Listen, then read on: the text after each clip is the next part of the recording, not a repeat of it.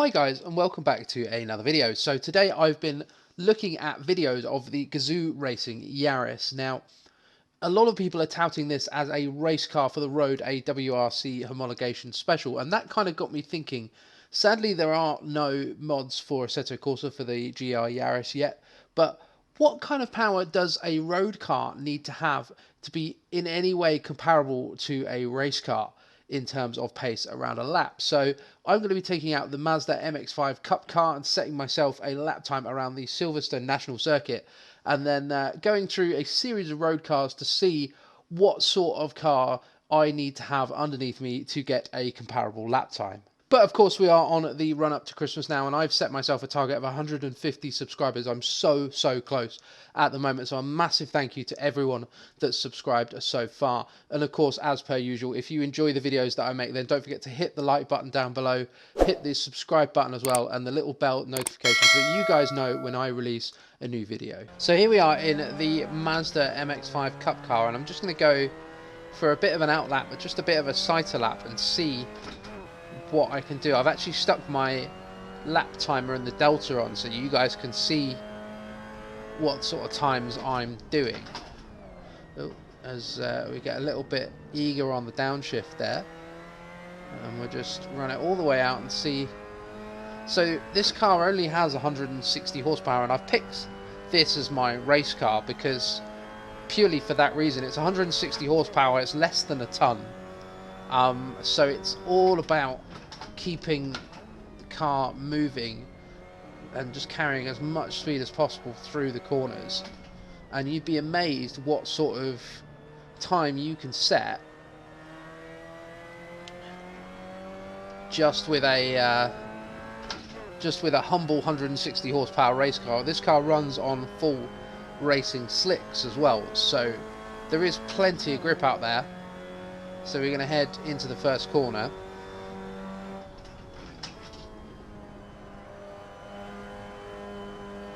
Nice and early back on the power.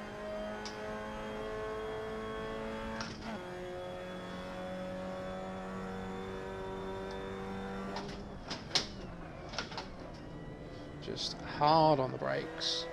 Just get the car stopped and turned.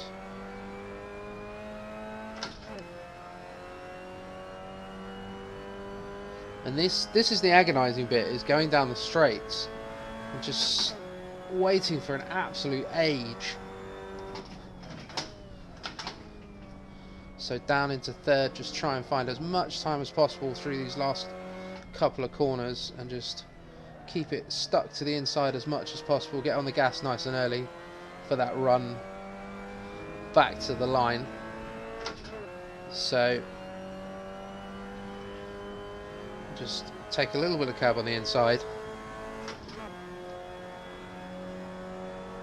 So there we go, that's a 106.9. So that's going to be my benchmark for my road cars. So without further ado, let's head back to Assetto Corsa and see what kind of road cars we can find. So here we are in the Fiat 500 Abarth. I think it's called the Abarth 500 SS in Assetto Corsa, and I've picked this car basically because it has roughly the same specs as the MX5 Cup car. It's 160 brake horsepower, it's around a ton, as we understeer, and right on cue, it's front wheel drive. So obviously the MX5 Cup car being rear wheel drive has a slight advantage through the turns because you're not asking a pair of wheels to do all the work.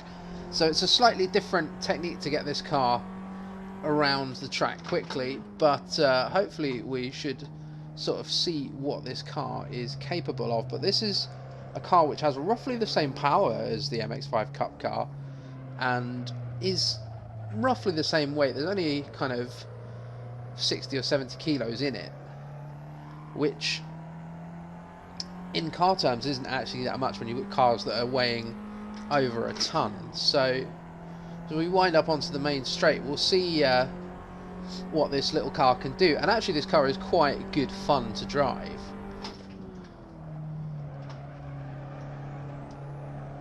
But it does understeer a little bit. Oh, And already this car doesn't feel as sharp, and the reason for that is that I'm not running slicks. I am running on the fastest tyres in this game the fastest tyres this game will allow, which is the semi-slicks, which, to be honest, I don't think are that bad compared to the slicks. Obviously the slicks have a bit more grip, but I don't think they have that much. So we've now only got a couple of corners left to go, and we really have to be way more gentle into the corners with this car than we did with the MX5 Cup car, just because purely we're asking their front wheels to do all the work. And you can see as I'm understeering horrifically coming out of the turn.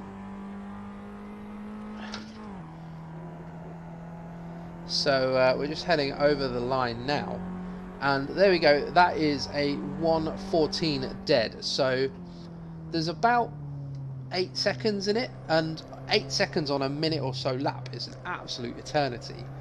And it's purely down to the fact that the tyres are not slicks, and it's a front wheel drive car, and it's a little bit, if you look as I wiggle the wheel about, it's a little bit roly-poly. So let's go and find something that's slightly quicker and see how we get on. So here we are in the Toyota GT86, and I almost said my Toyota GT86 then, because it is the same colour as mine, and I really do enjoy driving this car. I actually enjoy really racing this car as well. It's such a fun car to have battles with other people in, because it's so balanced and you can really stick it into the corners and get away with it a little bit, to be honest.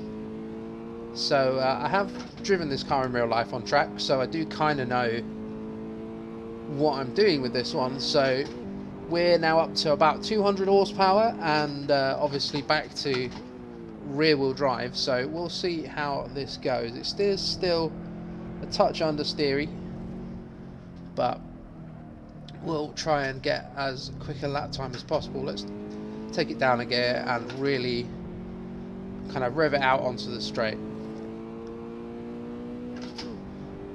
So don't forget, my Mazda MX5 Cup time was a 1:06, so I'm going to be aiming for that time. I don't think I'm going to get near it in this car, but we'll see.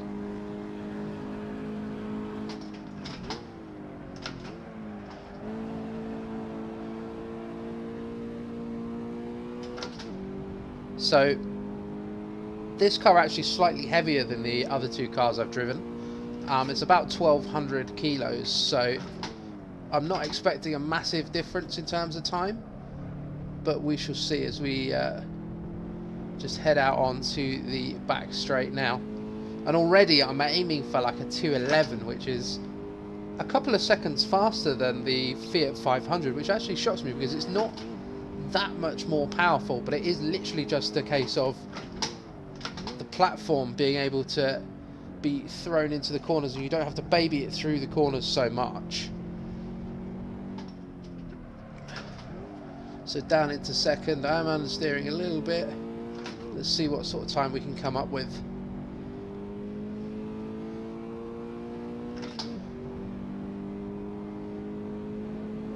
Just a cheeky little run on the rumble strip there, out to the outside. So there we go, that's a 1:11.7, so 200 horsepower, and we're now about 5 seconds off, which again on a minute lap is quite a lot of time. So we're going to head into something even more powerful now. We're going to take it another step up and see how we get on. So here we go, and by the sound of this engine you may have already worked out what I'm driving, but I am actually in the Nissan 370Z, and I promise we will do something other than a Japanese car in a little bit. But I thought this was important because this car has over twice the horsepower of the MX5 Cup car. So this car has about 350 horsepower. In reality, the cars that aren't in the game have slightly less than that, but what we are also going to notice on this lap is that this car has a significant amount more weight as I try and get the car stopped.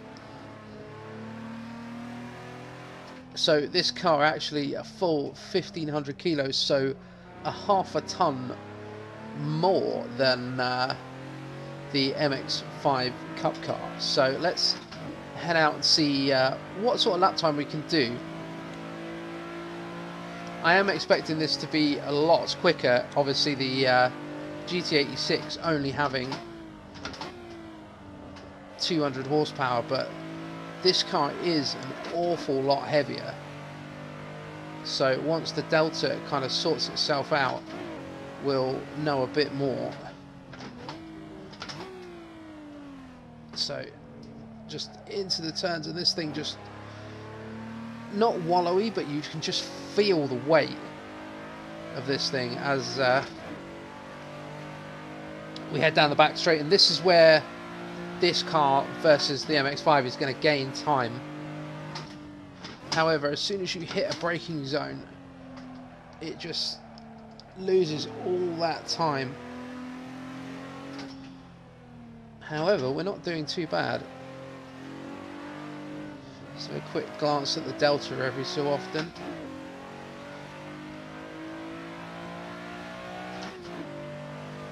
And we'll see what we eventually come out with.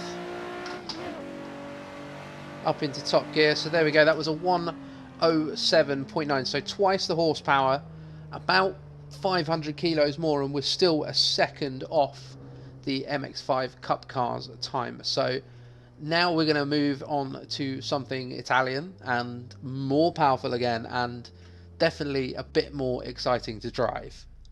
So here we are, and this is probably not the Italian car that you thought I was going to drive, but to be honest, I actually think this will be quite an interesting matchup. This car has just under 3.5 times the power of our race car, and it also has one of the nicest sounding V10s out there. And again, I'm just finding my braking points as we go around and do this outlap. So if you haven't guessed it by now, we're actually in the Maserati 488 GTS, which has 530 horsepower. So a massive chunk and no slouch on the straights. The only issue is getting this thing through the corners. You have to brake nice and early to get this thing stopped.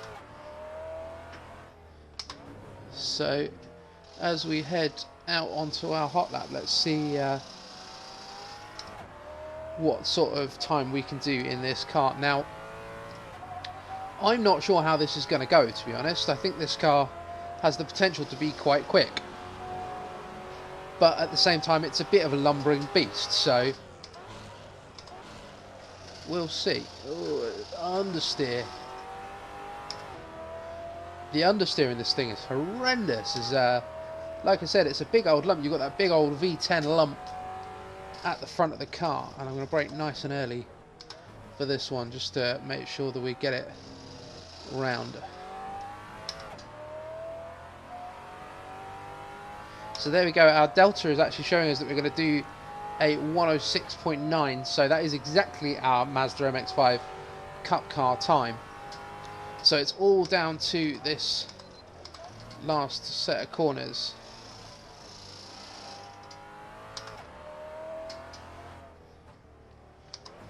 Oh, in the wrong gear and understeering now. See if I can get this hooked up to get us out of the corners. And that is the major issue with this car, is because it's got such a big lump at the front, it's a bit of a struggle to get it turned, and using a little bit of the runoff there. But there we go, that's actually pretty bang on with our Mazda MX5 Cup car. So that's a 106.997, which is mildly slower, but I think on a lap where I didn't really kind of get the full potential out of the car, then this would definitely be quicker in some more capable hands. So now that we've done that, let's go to something, again, another step up, and definitely Italian, and definitely far more fun to drive. So here we are, and of course this is the car that I've been looking forward to driving all afternoon. It is the Ferrari488 GTB. Now, the question now is not so much whether this car is going to beat our MX5 race car, it's more by how much. And again, just finding the braking point for that turn. I'm really glad that this I picked a track that was nice and short to do this on. But this car has 660 horsepower, which is just over 4 times the amount of power of our MX5 race car. Now, what that means is that you arrive at all the corners a lot quicker. So you have to be very, very careful going into the corners, but you also have to be very careful on the way out, because this thing is a little bit tail happy, and you do have to be careful, especially at high speed with this thing, that you don't set the back end sliding. So there we go, down the gears into the first corner, a little bit of understeer, but already we're looking at close to a minute for this lap.